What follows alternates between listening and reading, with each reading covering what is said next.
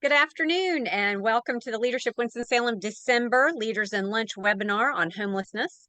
My name is Catherine Perry and I'm the Executive Director of Leadership Winston-Salem. For those of you who are less familiar with leadership, we are a nonprofit organization that works to educate, connect, and energize leaders to serve and improve the community through two programs, Flagship and Insight. Hosting webinars like this is just one of the ways that we continue to educate our class members and stay connected to our alumni family of over 3,000 members. At this time, I would like to introduce Emily McCord, our moderator for today's webinar. Emily is the news director at WFDD. She graduated from the University of North Carolina in Greensboro in 2003, where she earned her degree in music. She moved to Bloomington, Indiana, where she saw an advertisement on the side of a bus for a local station, WFIU, and began volunteering. That turned into a full-time gig where Emily did everything from producing fund drives, co-hosting a classical music quiz show, and handling station relations. In 2007, Emily accepted a position at WYSO in Yellow Springs, Ohio, as the host of All Things Considered. It was there that Emily learned how to be a reporter. Her stories won state and national awards and were regularly featured on NPR. Emily became news director at WYSO in 2011 and later moved to North Carolina, where she would go on to her biggest professional accomplishment, completion of the Leadership Winston-Salem flagship program. She is a graduate of the most virtual class ever, class of 2021. Emily? Hello, I'm so happy to be here. Thank you so much. And I would like to introduce our guest today. Start out with Michelle Kennedy. She is a longtime community housing advocate and the director of the Neighborhood Development Department for the city of Greensboro. Before that, Kennedy served as the executive director of the Interactive Resource Center, or IRC. And in that, it's an innovative day center that's working to end homelessness in our community. The IRC offers fundamental services like shelter referrals, case management, classes, support groups, and more to garner self-sufficiency. Thank you so much, Michelle. And also today joining us is Scott Seawell, who moved to Winston-Salem to work at Wachovia in 1984. She held a number of managerial positions at Wachovia, culminating as senior vice president in corporate banking, after which she transitioned into risk management and wrote project management methodology for all of Wells Fargo. Scott's a member and elder at First Presbyterian Church and got involved in leading the overflow shelter there in coordination with the grassroots organization that became City with Dwellings. Scott joined the board of CWD in 2018 and served as board chair in 2021 and 2022. Scott continues as a CWD board member and works with fundraising, board nominating committees, operating committee, and the Housing Solutions Core team. She's a member of the 2007 class of Leadership Winston-Salem and served on the board of Leadership Winston-Salem, as well as a number of other local nonprofits. Thank you so much for being here, Scott. You're welcome. To start us off, I was hoping we could kind of take sort of that broad view, the idea of what does homelessness look like in our communities. I think a lot of us have sort of a notion of what that might look like, but there's a lot of other sort of definitions of non-traditional homelessness. And Scott, I'm going to start with you. Can you kind of give a sense of how you define homelessness? Well, I'll start with how HUD defines homelessness.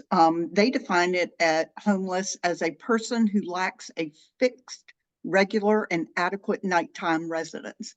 What we see here locally is the fact that temporarily staying with others due to economic hardship, due to housing loss, is not really counted by HUD. And it's not the way most people think of homelessness, but most families who are homeless experience doubling up or moving in with a relative or a friend in order not to stay in a shelter or on the street.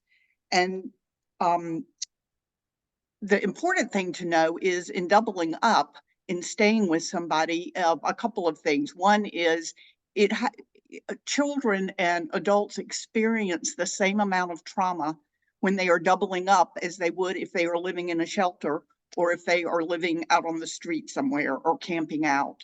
It is also a very fluid situation for most homeless individuals and families, is that they move from couch to scrounge up money to rent a hotel room, to sleeping in a car or an abandoned building. So it's a very fluid situation and uncertain for those families. many agencies and researchers and housing advocates and city with dwellings recognize that this doubling up is really a sign of homelessness. So when we talk about homelessness, we are including all the families who don't have a regular, adequate nighttime place, but maybe living with someone else. And Michelle, I want to ask that question of you, but I did forget. I wanted to let you all know that the folks that are attending the panel, we're going to have a time for questions for Michelle and Scott right around 12:45 or so. But if any come up during the course of this conversation, please put them in the Q&A function rather than the chat function, and then we will have a chance to address those around 12:45. But yeah, Michelle, I'm wondering if you had anything you wanted to add to that question of sort of the scope of homelessness. No, yeah, I mean, I think our observations from across the city are really, consistent with what's happening nationally, which is really that we're seeing numbers of people experiencing homelessness at rates that are greater than what we had in the housing crisis of 2008. There are a lot of drivers to that. I think it's a national problem as we look at issues around inflation, as we look at housing costs, at all of those things. But I think, one of the things that she said is really important, right? It's not the oppression Olympics. It's not, if you have this kind of homelessness, it must be way harder for you than if you have that kind of homelessness. The emotional impact and the trauma that's created from the lack of stable housing is significant, no matter what version of homelessness you find yourself falling into, whether it's situational homelessness or chronic homelessness. It does a tremendous amount of damage, and it doesn't take long for that damage to occur. You both have touched on this a little bit, but in terms of sort of the national scope of this problem, but I'm wondering, is there more information or studies that can kind of link the link between sort of the cost of living and how that's changed and how that's impacting homelessness? Michelle, maybe let's start with you. Yeah, I mean, I think there are lots of organizations nationally that are diving into that data, right? But I think in a more real to life basis, you can take a look in your home community at just housing costs. And it doesn't take national studies to indicate to us that it's unaffordable. And what that means is that people who never imagined themselves on the cusp of experiencing homelessness are suddenly there, right? And the face of homelessness is beginning to change with those realities. As housing is more unattainable. One of the things that we know for sure is people talk about development, right, and creating new housing units. But what happens is when you create new housing units in an economy like we have today, people aren't moving up into a higher bracket of housing. What they're doing as housing units are created is moving down to try to make their dollar stretch further. So as people that can afford a certain level of housing move down to a level below that from a cost standpoint, that pushes out the people at the bottom even further than they typically would be pushed out. So, I think there are tons of studies, we could cite tons of studies, but I really don't think it takes much more than looking around at a quick search of rental units in your home community to see what the problem is. Got anything to add there? Well, there's some information specifically about Winston-Salem, which is, and the city did a study in 2018 and said that Winston-Salem is short 16,000 units of affordable housing. The need is significant. It's also, when you think about rent and the amount of rent, there are very low income renters. 66% of them are spending more than half of their take-home pay on rent. And the folks that we are working with really don't have enough money to rent an apartment. The average rent in Winston-Salem is over $1,000 a month.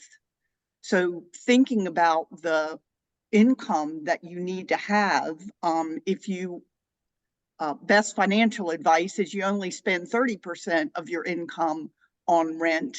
That puts renting out of the question for most of the folks that we're talking about that are experiencing homelessness.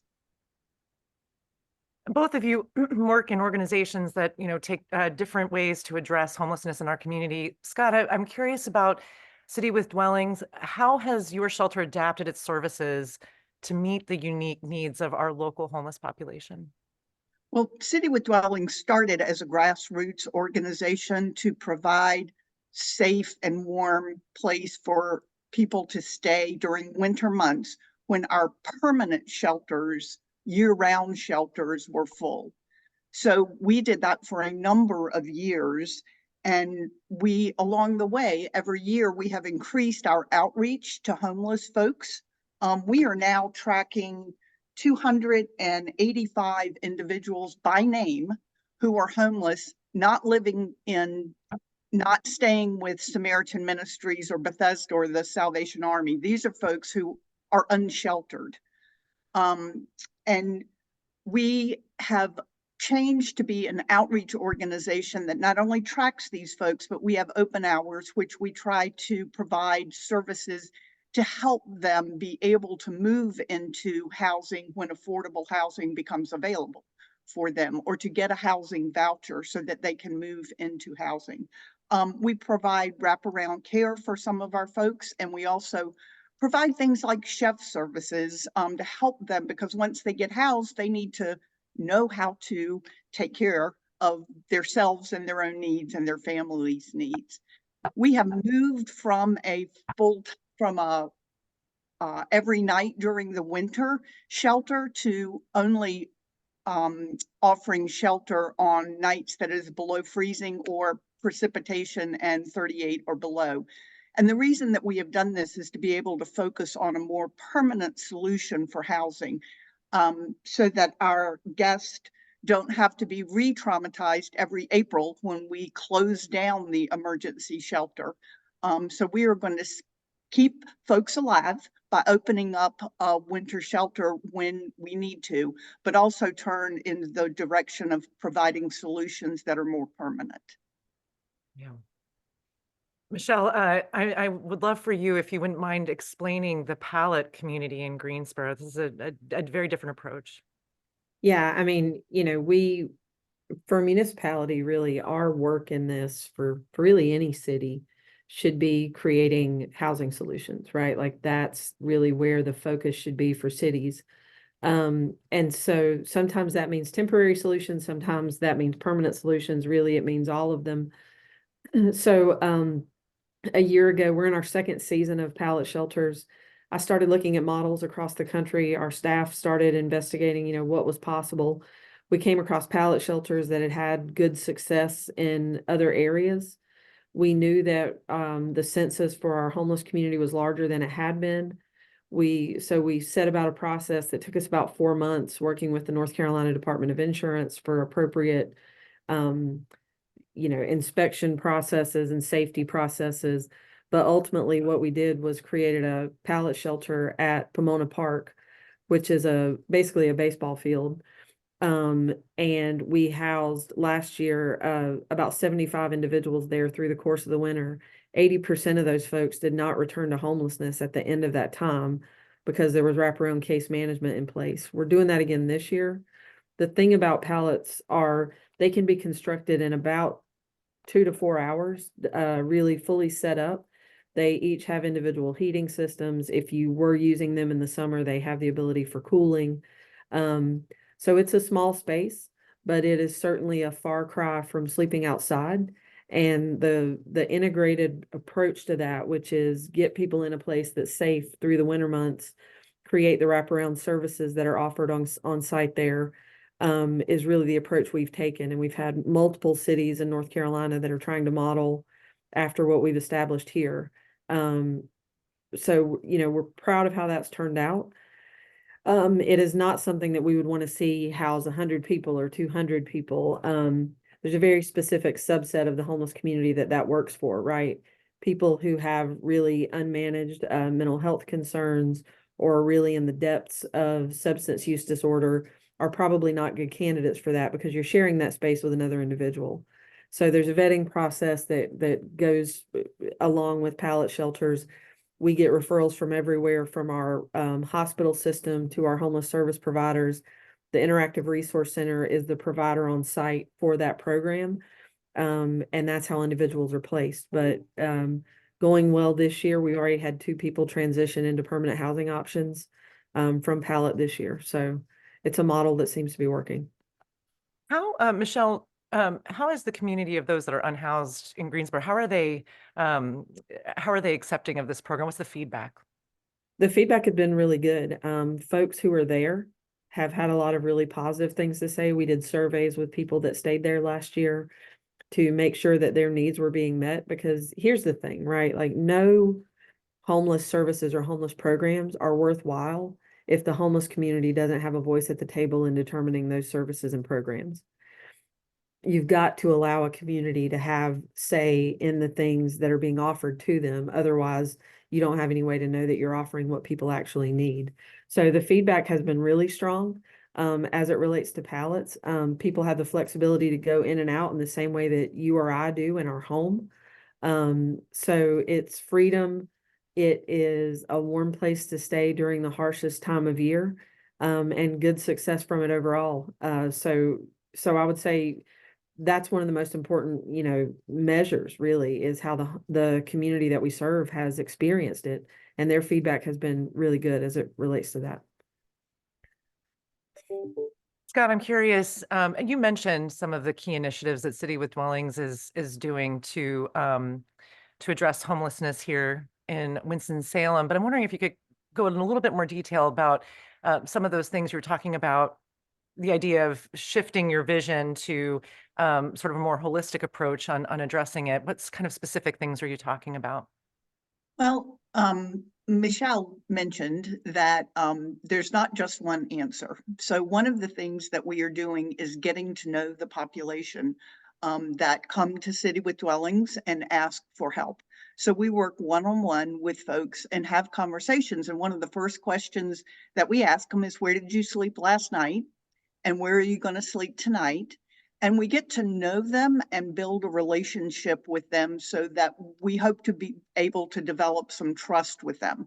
And then working with them one-on-one to see what possible solutions we have for them. For instance, a number of folks, once we get to know them a little bit and talk with them, will tell us that they have relatives in another city that they could stay with.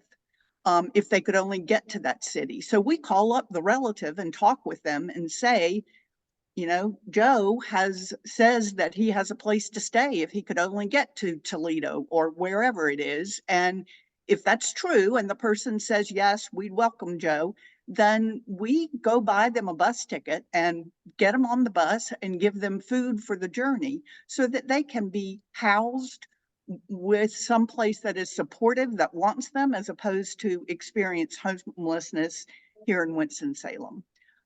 We help folks get the documentation that they need for their caseworkers in order to get to housing. So we take them to get their state ID. We call the hospital that they were born in to get a copy of their birth certificate. We take them to their mental health professional or wherever they need to go in order to keep taking positive steps to move towards housing. So we offer those services as well as the emergency overflow shelter. And we are in discussions right now with the community, with both the community of folks who are experiencing homelessness and others who are passionate about trying to get folks into housing, about what different solutions we need to be able to provide. Because as Michelle said, everybody can't do congregate living. So what does that look like to solve if they've got mental health issues or are so traumatized that they can't live with somebody else, then what's the solution for that? So we are currently exploring those different solutions and to see what could be possible. What we do know is that we require some wraparound permanent supportive assistance to folks. That if somebody's been homeless for 18 years, we need to be able to help them. We need to check in with them. We need to be able to help make sure they're getting the services that they need and continue to be in relationship with them once they're housed. Michelle, I'm curious, from the city perspective and your role there in Greensboro, so how does neighborhood development play into addressing this problem? Housing and neighborhood development is really, it's one of those departments people say, well, what do you do, right? But the short answer is our work is really everything along the housing continuum. So from homelessness to rental assistance to down payment assistance to eviction prevention, like everything that has to do with housing, because everything that has to do with housing is really everything that has to do with the stability of neighborhoods and with the identity and the culture of neighborhoods and all of those things. So it's a significant chunk of the work that we do. And I think, again, talking about like things we're looking at beyond pallet shelters, one of the things we established this year was safe parking, which is this notion of people who are sleeping in their cars. We've identified a safe location for those folks to stay overnight, where case managers come out during those nighttime hours and try to get those folks connected to better options. But really, within a housing and neighborhood development perspective, it really is, how do we move you across that continuum to get you to a long-term sustainable housing option? And I think the hardest work really is the knowing and the belief that people have a right to autonomy. Just because you're experiencing poverty doesn't mean you don't have a right to decide for yourself what you want for your life or what you want your future to look like. And when we talk about, homelessness, there really is only one answer to homelessness, and that's housing. But there are a million different roads to get there. And that depends on each individual. It depends on each community. It depends on each program that is available or offered. But that's really what homelessness means from a housing and neighborhood development perspective. I want to ask both of you this question. It's such a huge problem in its scope, and so collaboration between cities and organizations and regions is critical to this effort. So how do your organizations, and Scott, I'll start with you. How does your organization collaborate with others or other neighboring areas to address this on a broader scale? Well, part of what we've done this fall is take several visits to different cities to see how they are addressing it. So some of our staff have gone to Wilmington, North Carolina. Some have been to Asheville. Michelle, I think we've got a time set up to come visit y'all in Greensboro.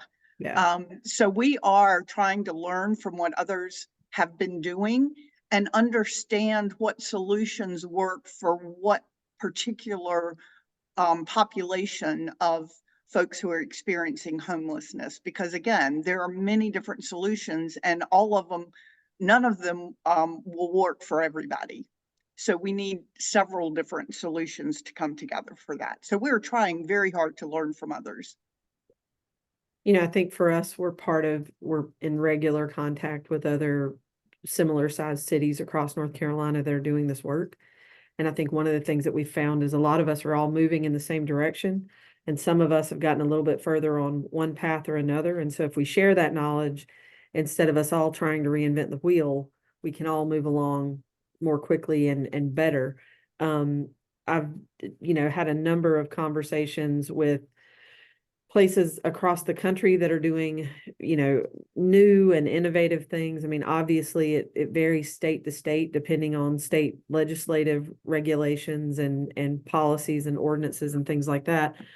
But I think the truth really is kind of, what she just said, it's a collaborative approach. This is a humanitarian crisis, and it is going to take the entire community coming together and coming to some agreements on what we're trying to do, because a scattershot approach to ending homelessness doesn't get us there. Ending homelessness is not about making people comfortable in their homelessness. It's not about enabling people. It's about ending homelessness. And if you stay laser focused on that as the goal, and you're really working with other communities and partner agencies, we work with a ton of nonprofits that are subgrantees under us as a department. That's really how you start to move the needle. How do you, well, I guess I should say, what role do local policies play in either supporting or hindering the efforts to combat homelessness? And curious if there are specific policy changes that could maybe enhance that or make that better. In a state like North Carolina, local governments can only do what is allowed under the North Carolina legislature.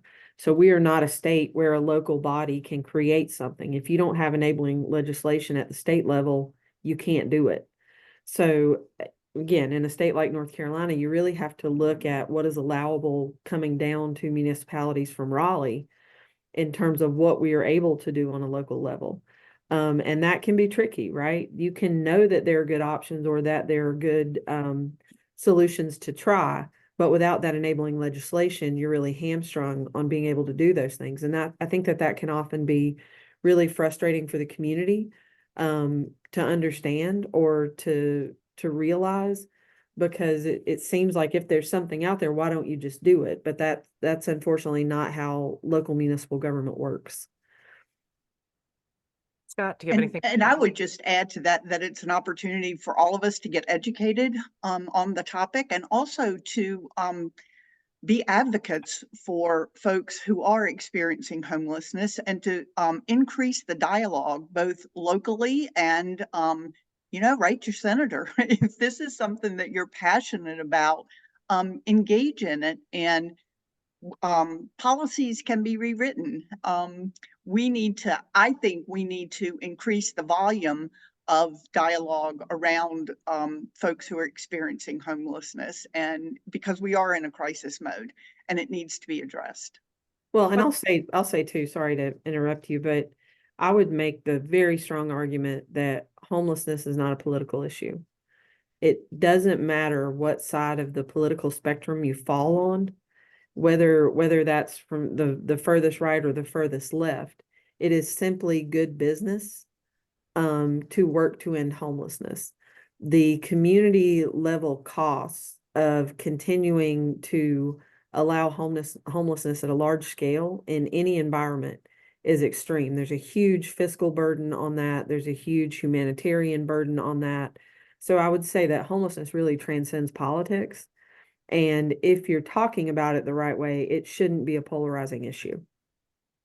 Are there any specific policies? I mean, we were talking about what's happening at the State House. Are there any specific policies that if folks wanted to get involved and be advocates that you all are looking at? One of the things that people bring up a lot for us, feedback that comes from the community, are things around, for example, things like rent control, or being able to manage rental rates in a community. That is not something that we can do in North Carolina. So it is completely a market-based, thing. And when you're looking at a scenario where housing development costs are the highest they've ever been, interest rates are the highest they've been in a really long time, development is expensive. And it requires significant subsidy to get housing built that is truly affordable. And there is no way for a local municipality to really control what rental rates are beyond money. If we have money invested in a project, we can set standards around that. But from a comprehensive standpoint, we don't have the ability to do that. And it can be extremely frustrating, right? To the community at large to see that and to see what's happening and know that there's very little that you can do to combat that. Another issue is evictions, and that is something that can be changed as well. Once a person is evicted, it is really difficult to be able to get a new lease. COVID moratorium lifted so that many more families are now being evicted. In fact, Winston-Salem is ranked 16th on a list of the top evicting large cities in the US. That's not something to be proud of. Roughly 38% of our households in Forsyth County rent their homes, yet evictions accounted for approximately 80% of all housing loss in the county from 2014 to 2018.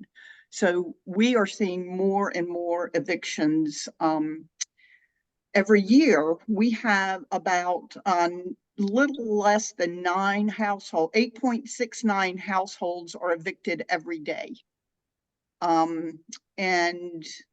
There were 3,173 evictions in Winston-Salem in 2016. So changing that, and most folks who get evicted, while they will have the chance to appear in court, don't really understand what all of their rights are, nor can they afford a lawyer to represent them in court. So it is, eviction is a serious problem, especially in Winston-Salem. What about, we're talking about, eviction and statewide policies. Are there ways that your organizations or what you're doing in the city work to bring awareness to this problem, to help educate folks on, that are maybe not personally affected by it, but to prompt them to care?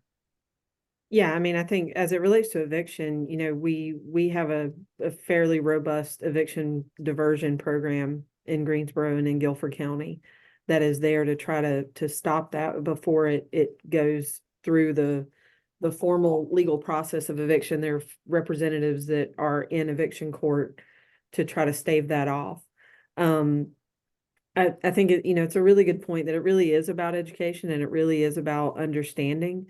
I think that it is often really easy for a community to make assumptions about what's possible or what's not possible. Part of what we are doing is trying to really beef up the marketing and the community outreach around what is a local level decision that's able to be made or initiative that's able to be started. What is a state level thing that is able to be done?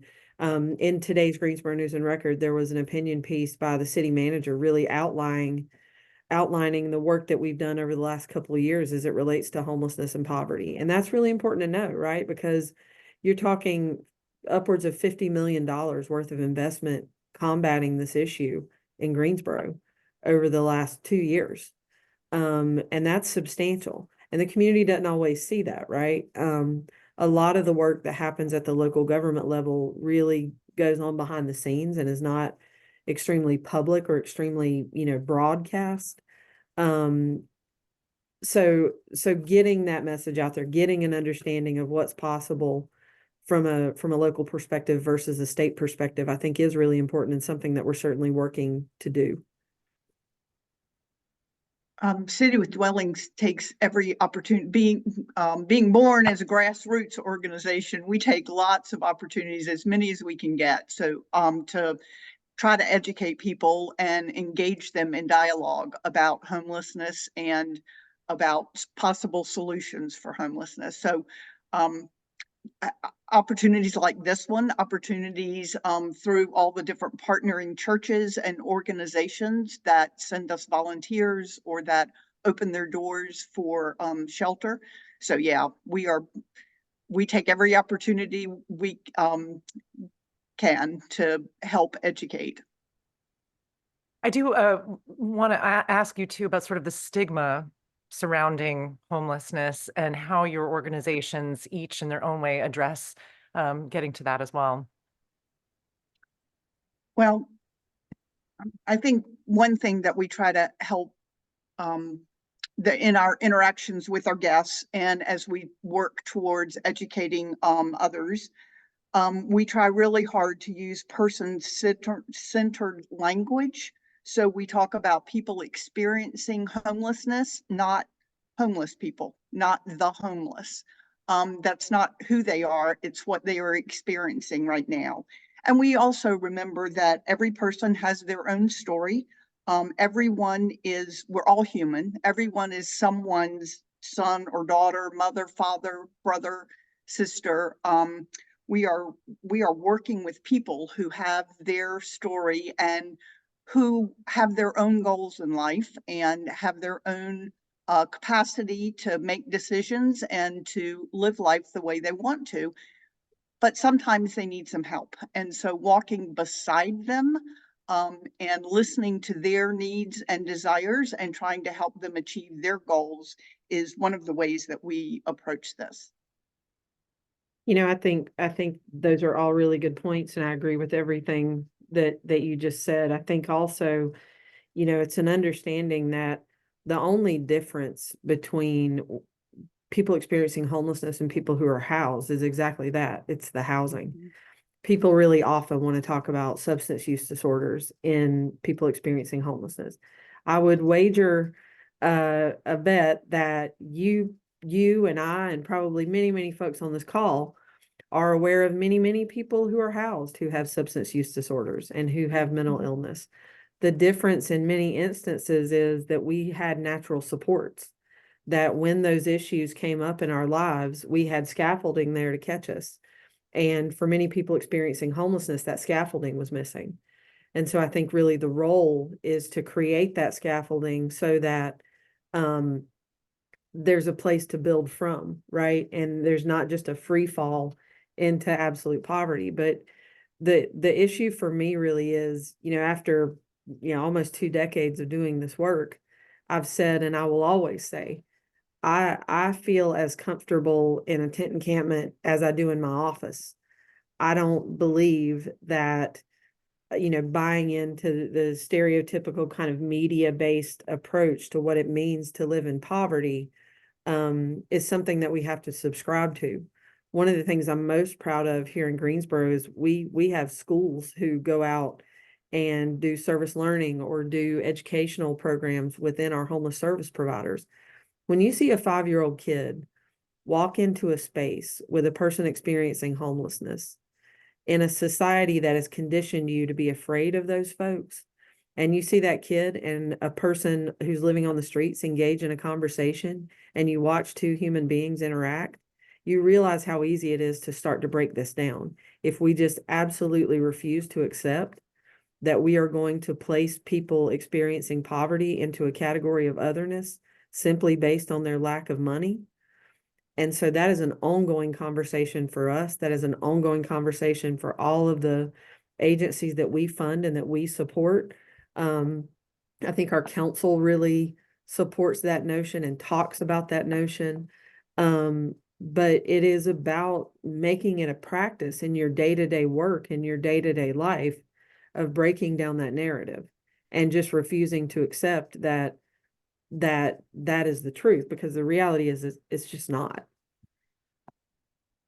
I want to ask both of you this question too, and I know we are getting a lot of questions from folks attending right now, so I want to get to those in a minute as well. But both from sort of a, what can I do as a community member in the next 2 weeks versus what can I do as a community member in the next year, for me personally and others who might be interested on this call, to support those that are unhoused in our communities.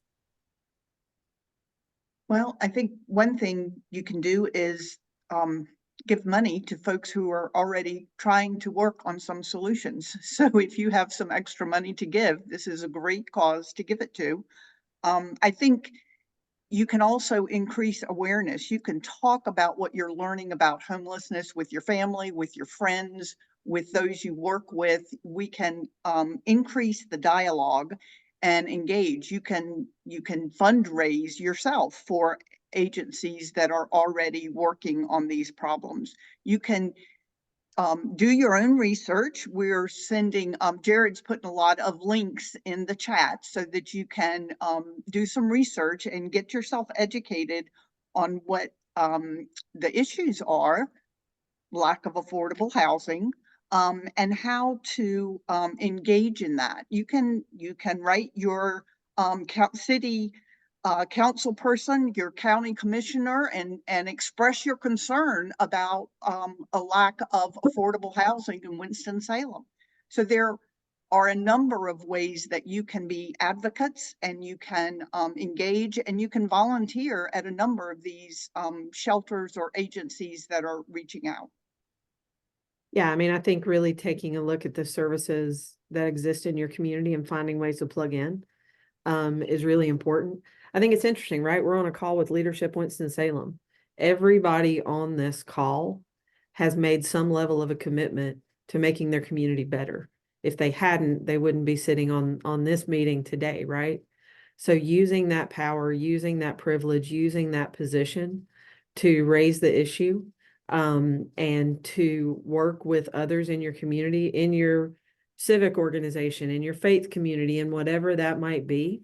I think all of those are really important ways to start to plug into the work. And, there's no wrong place to start. I think what's most important is that you do start somewhere. And I think for many of us, you'll find your way. But I believe that homelessness and poverty is the biggest single social issue of our lifetime.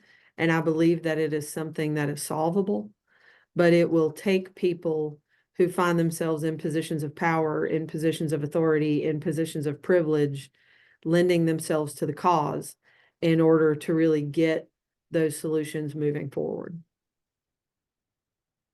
I want to start to look at some of the questions that we have from folks attending right now. This one, Michelle, is for you, from Scott Bowen, who says, is there a cost comparison of the pallet homes versus like a permanent structure, like taking over a hotel? Yeah, we did an analysis of that. During COVID, we had 150 people experiencing homelessness living in a hotel in Greensboro. And the cost analysis, when you compare the two, pallets are much more cost efficient. The full cost of purchase, establishment, getting it off the ground per unit for a pallet is about $14,000, and they have a lifespan of about 15 years. So the initial investment of about $14,000, it only costs a couple of $100 every year to reestablish that. So it's basically a singular cost versus a hotel stay that, you know, goes day to day each time.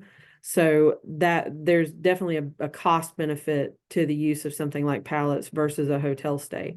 You know, I will say that in Greensboro, one of the things that we're doing is we are in the process of a motel conversion to turn it into permanent supportive housing. So it's not that we're doing pallets and not motels. We're looking at motels from a different perspective and really looking at those from the standpoint of being converted into permanent supportive housing. Scott, I have a question for you. And by the way, again, if you have any questions, please put them in the Q&A function, because our chat function is, I think, closed for you all. So that's the best place to kind of put as things come up during this conversation.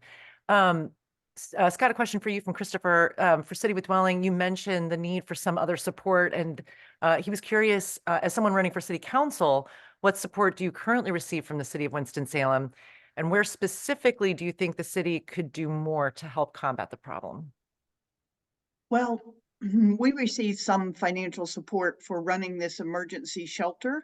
Our funding that we have gotten in the past through the city, but it really comes from the state and from HUD, was COVID funding during that time, and those monies are drying up. So we receive some support that we hope the support we receive from the city covers all of our costs from running the emergency white flag shelter this winter, but that's not a given. They give us a certain amount of money, and we try to manage that shelter within the budget that they give us, but oftentimes it doesn't work and we need to continue to raise funds. Homelessness is the community problem. So, you know, besides financial support, the financial support that we do get from the city, I would love to see all of our council people be committed to ending homelessness, to finding solutions, to providing the housing that we need to. So while I do think there are things in the work of increasing the housing, there's not a plan that I'm aware of for building 16,000 units that are affordable for folks in Winston-Salem. I kind of wanted to insert my own question in here to piggyback off that. But I'm curious, you know, we're talking Winston-Salem and Greensboro, and we talked about collaboration sort of between organizations, but do the cities collaborate in any sort of robust way in terms of, you know, policies that are working there that might be learnable items at other places? Yeah, I think there's a tremendous amount of interaction both through, there's a mayor's organization, the Metro Mayors Association, where really the mayoral leadership comes together. City attorneys' offices across the state are in constant communication about, you know, what is legal, what can we do, what can we not do. Departments like mine are in regular, consistent communication with other departments across the state. It is certainly not, from a municipal standpoint, a silo-based approach. We all are keenly aware that someone may be working on an initiative in Durham that may be beneficial in Greensboro or Winston or whatever. And so it's been really kind of amazing to watch. What has emerged has been a lot of data sharing, right? For example, I was saying other cities have reached out to us and are interested in pallet shelters. We basically said, here's exactly what we bought. Here's exactly what we did. We just handed them the roadmap. There's no reason to hold that information. So there's a lot of cross-pollination and information sharing. Funny how crisis has a way of creating that, right? But that's what's happening. You're seeing a lot more of that than I think you have in previous years, just because of the depth of the crisis we're all in. I think we touched on this question a little bit, but I just want to see if there's anything else that comes to mind. Frida's asking, are there currently local or state regulations that are barriers to your work? I think, speaking solely for myself, I tend to be fairly comfortable with risk, with trying new things, with trying new initiatives, and our city's management and our council have been very open to that. But certainly there are always barriers from a state legislative standpoint. Again, because North Carolina is a state that is built to say, if the state legislature does not specifically say you can do something, then you cannot do it. So it's not like you can come up with a creative idea and say, I'm just going to do this, because there's nothing that says I can't. You have to actually find the state legislative, piece of information that says you can. And so that can be tricky, right? And it can kind of slow creativity. But I think, it's going, if what we always did worked so well across the country, right? I'm not talking about High Point or Greensboro or Winston-Salem, across the country.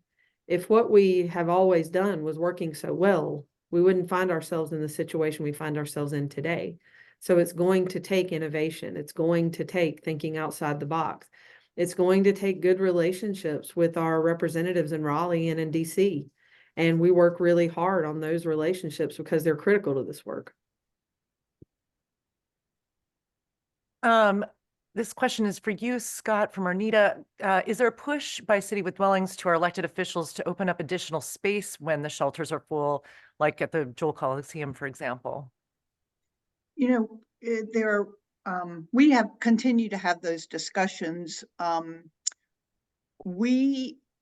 of the challenge that we have is any of those spaces that we open up, and this is true of the emergency shelter that City with Dwellings is running as well. The individuals have to want to come, and there are certain constraints that we have in running that kind of emergency shelter. As we've said before, there are a lot of folks who can't do congregate living. They have been so traumatized by events not of their own doing, or maybe, but they cannot live in proximity in the same given spaces as others. Again, it is their choice to come in or not. We also have, by necessity, we don't have 24-hour care, so we have our open spaces. So unless it is snowy, rainy, sleety, we close down at some time in the morning, and folks have to pack up and leave.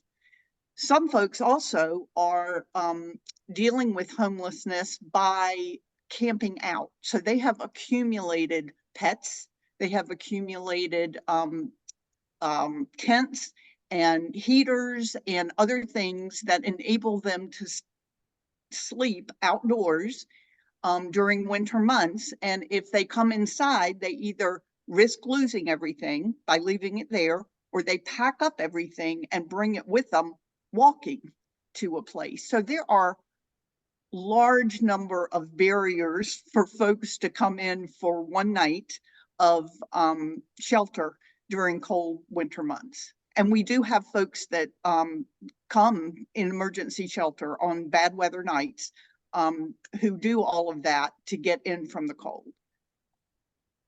But not everyone is willing or able to do that. Owens is asking about some of the data that you mentioned earlier about evictions in Winston-Salem and whether or not we can share that. I think Jared has been putting some links in the chat there, but if there's something specific, let us know, and I'm sure we can find that for you and get that to you. Jessica's wondering if you can talk more specifically, and this question is probably for the both of you, about the subset of the population that aren't candidates for congregate housing. What are their specific needs? You know, I think there are some good examples of that, right? Like the classic example are a lot of veterans really struggle with congregate housing because of the impacts of their military service has had on them from an emotional standpoint. People who have been the victims of sexual assault or sexual abuse do not do well often in congregate settings. There are a million reasons that someone can have trauma that makes them feel uncomfortable in a congregate setting. And that's typically what it comes down to, right? I would say at the most basic level is this feeling of I am safer if I am alone and am completely controlling my own environment than if I am in a space with multiple people who I do not know around me. And I think you can break that down really easily, right? I think many of us can relate to that, right?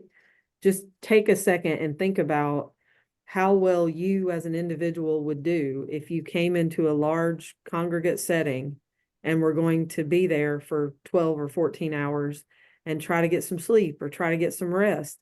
It doesn't always have to be some huge, profound thing that happened to somebody. Many, many people just simply can't tolerate it. And it does more, our goal should always be to not create more damage, right? Not create more pain, not create more trauma. And so you have to pay attention to those things. But the kind of, again, veterans, people who've experienced sexual abuse or domestic violence or physical abuse, those are some really good, just kind of low-level examples of people who may struggle in a congregate setting. And I would just add to that, you know, when you have, especially a large number of people in one setting, you have to have some minimal level of behavior, of rules. You have to try, you are then accountable for protecting everyone who is there. And there are, some of us deal better with that than others. But if you would think about, there's going to be a time that the lights go out. There's going to be a time, a certain number of time that you can eat, and then you put food away. There's certain number of times that you're going to be able to shower or whatever the accommodations allow. And those rules apply to everybody. And some of us deal with that better than others. And some of us do have mental illness and just cannot handle the stress and the strain of following somebody else's rules for long periods of time. Scott, this one I think is a quick question for you from Zena. Is the county supporting city of dwellings with dwellings? No, we get our funding. As far as I know, no. I don't know. I'm backing up. And we get some from the city, and I'm not sure if it's city or county. Sorry. And I think another one for you, Michelle. Have you shared the palette plans with an organization in Winston-Salem? And if so, which one? No, happy to. If anybody wants to know how to get that off the ground, I will give you everything I have. But at this point, we have not. We've had some initial questions from Winston-Salem proper, the city of Winston-Salem, but no specific ask for implementation. We have this is education related, a question that came in that from William. He says he mentors in the schools and have run into kids that are living in their cars with their parents, but keep it quiet. So are school employees trained to look out for this? And if so, what process can be followed to help them? So the McKinney-Vento Act is really in play for schools, and there should be a homeless liaison within each school system. I can't speak to how deeply school staff are trained in what to look out for, right? And I will say that families experiencing homelessness are excellent at hiding. It's a survival skill. But there are implementations that each school district has in place to support those families. And I want to be really clear that experiencing homelessness is not a reason people lose their children. It should never be a reason people lose their children. There may be other factors at play, but the role of the school system should be to create alternative transportation scenarios if a child is, for a child to be able to stay in their home school, right? To make sure that they have connections to services and things like that. We have a really robust program in Guilford County with the school system and the homeless liaison department as it relates to that. I'm sure that Winston does as well. But I can't speak to the level of training that filters down to teachers and school staff. We probably have time for one more question. I'm thinking this one, what advice do you have for better conversations around homelessness about without the political hostility, like you mentioned earlier? And how do we approach that topic? You know, I think the bottom line is, as a city, you can't raise the ceiling without raising the floor, right? If you want Greensboro or Winston-Salem or whatever city to be the best version of itself that it can be, the way that you're addressing issues of poverty in your community are critically important. I think, you know, you can talk about how that impacts things like economic development. When employers are looking at coming to a city, they're looking at how you're doing those types of things. I think you can talk about it from a child standpoint. I mean, that often is a good entryway for people to start having conversations about poverty, right? Every adult today that is experiencing homelessness was at some point a child. And in many of those instances, they are the product of multi-generational poverty, and had interventions been put into place when they were children, may not find themselves in those situations as adults. So I think, you know, find the common ground. And like I said, I do not believe that homelessness is a political issue. Whether you're talking about money, whether you're talking about economic development, whether you're talking about safety, or whether you're just talking about it from a humanitarian standpoint, it is always in the best interest of a community to address issues of poverty and homelessness, period. That is true in Winston-Salem. That is true in Los Angeles. That is true everywhere. And it is why it is such an important topic of conversation across our country today. So I think find the part, if you want to talk to somebody about it, think about what they do and how it's impacting their work or their life, and start the conversation. The dialogue has to happen. Thank you I'll all just so say amen. Thank you all so much. I'm going to turn it over to Catherine, but it's been a pleasure to speak with you. Thank you. My sincere thanks to our moderator, Emily McCord, and our panelists, Scott Seawell and Michelle Kennedy, for their passion for community and the ways that they serve our neighbors without walls. We'll be sending out this recording along with all the resources that Scott mentioned during our conversation. Leadership Winston-Salem hosts Leaders and Lunch webinars almost every month in the winter and spring. Please stay tuned to our social media channels and our weekly e-blasts for future webinars of interest. Our next Leadership Winston-Salem alumni opportunity will be our Leadership Winston-Salem Book Club. On January 10th at 5:30 p.m., we'll be unpacking the book, Tranquility by Tuesday, 9 Ways to Calm the Chaos and Make Time for What Matters. This discussion will be facilitated by Dr. Susan Danauer, Director for the Center for Integrative Medicine for Wake Forest University School of Medicine. Jared will be putting a link in the chat if you would like to register for this book club. Just a reminder that Leadership Winston-Salem is a nonprofit organization that relies heavily on the support of individuals and corporate sponsors to provide the array of programming that we do. If you enjoyed what we offered today, you're invited to make a contribution to the organization by clicking on the link that Jared is putting in the chat now, or by going to our website and clicking on the Donate Now button on our homepage. My thanks to each of you for your passion for our community and for joining us today. From our Leadership Winston-Salem family to yours, we hope you have a safe and happy holiday.